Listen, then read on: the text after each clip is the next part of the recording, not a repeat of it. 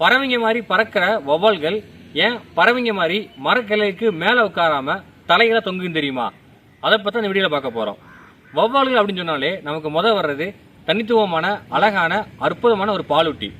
இது பறவைங்க மாதிரி பறக்கிறதுனால நிறைய பேர் இது வந்து பறவைன்னு நினைக்கிறாங்க. அது முழுக்க முழுக்க தப்பு. இது வந்து ஒரு பாலூட்டி நடந்தது தான். சரி, ஏன் இந்த வௌவால்கள் பறவை மாதிரி உட்காராம தலையில தொங்குது அப்படின்னா, பரிணாம வளர்ச்சியில அந்த வௌவாலோட கால்கள் வந்து ரொம்ப ரொம்ப வீக்கா இருக்கும். அதால தன் உடம்ப வெயிட்டை கேரி பண்ண முடியாது. அதனாலே தலையால தொங்குது. இது மட்டும் தான் காரணம் அப்படின்னா கிடையாது. இன்னும் பல காரணங்கள் இருக்கு. அது என்ன மாதிரி காரணம் அப்படின்னா, தன்னோட எதிரிட்டு இருந்து தான் உயிரை காப்பாத்துறதுக்காக, அதாவது பூனையோ இல்ல பாம்போ இல்ல வேற ஏதாவது சாப்பிட வருது அப்படின்னா அது தப்பிக்கிறதுக்காக இந்த மாதிரி தலையில தொங்கும். அது எங்க தொங்குது அப்படின்னா, குகைகள், பாலடைஞ்ச பில்டிங்ல இல்ல தேவையில்லாத ரூம்ங்க இல்ல மரத்தையும் ரொம்ப நுனிக்கோப்புலாம் தொங்கும். ஏன்னா அப்பதான் அதால எதையும் பிடிக்க முடியாது. ஒன்னொன்னு, இது இரவுல மட்டும்தான் வெளியே வரும்.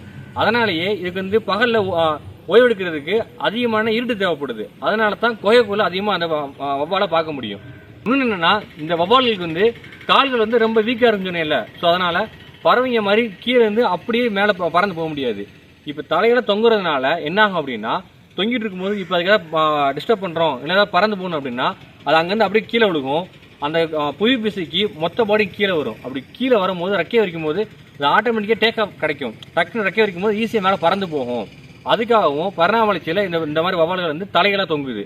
இதில் என்ன ஒரு விஷயம் அப்படின்னா, இந்த வௌவால்களோட ரெக்கைகளிலும் கால்களிலும் டெண்டான்னு சொல்லக்கூடிய ஒரு உறுப்பு இருக்கும். எப்படின்னா ஒரு ஹூக்கு மாதிரி இருக்கும். அதுதான் தொங்குறதுக்கு ஹெல்ப் பண்ணும்.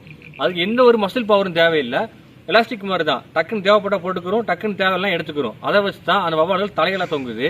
இப்படி அந்த உறுப்பை யூஸ் பண்ணுறதுனால அதுக்கு அதிகமான ஆற்றல் வந்து சேமிப்பாகுது. இப்போ நம்ம புல்லஸ் எடுக்கிறோம், நம்ம தொங்குறோம் அப்படின்னா நம்ம கையில் இணைஞ்சு கொடுப்போம், நமக்கு எனர்ஜி லாஸ் ஆகும். ஆனால் அந்த வௌவால்கள் எவ்வளோ நேரம் தொங்கினாலும் எந்த எனர்ஜி லாஸ் ஆகுது. அது காரணம் அந்த டெண்டன்ஸ் மட்டும்தான். இன்னொன்று, இப்போ நம்ம தலையில் நிற்கிறோம் அப்படின்னா ரத்தம் ஃபுல்லாக நம்ம தலைக்கு ஏறி கண்ணு சவந்துடும், தலை ரொம்ப கிருகிருன்னு ஆயிரும். ஆனால் அந்த வௌவால்களுக்கு அந்த எந்த மாதிரி எதுவுமே ஆகாது. எவ்வளோ நாள் தலையில் தொங்கினாலுமே அதோட அந்த ரத்தம் வந்து முன்னாடி எப்படி இருக்கோ அதே மாதிரி சீராக தான் இருக்கும். இது எல்லாம் தான் வௌவால்கள் தலையில தொங்குறதுக்கான முக்கியமான காரணம். இதுக்கு பரிணாம வளர்ச்சி முக்கியமான இது. இந்த மாதிரி வைல்ட் லைஃப் கண்டென்ட்டுக்கு என் பேஜை ஃபாலோ பண்ணிட்டு உங்கள் ஃப்ரெண்ட்ஸுக்கு ஷேர் பண்ணிட்டு லைக் அண்ட் கமெண்ட் பண்ணிட்டு போங்க.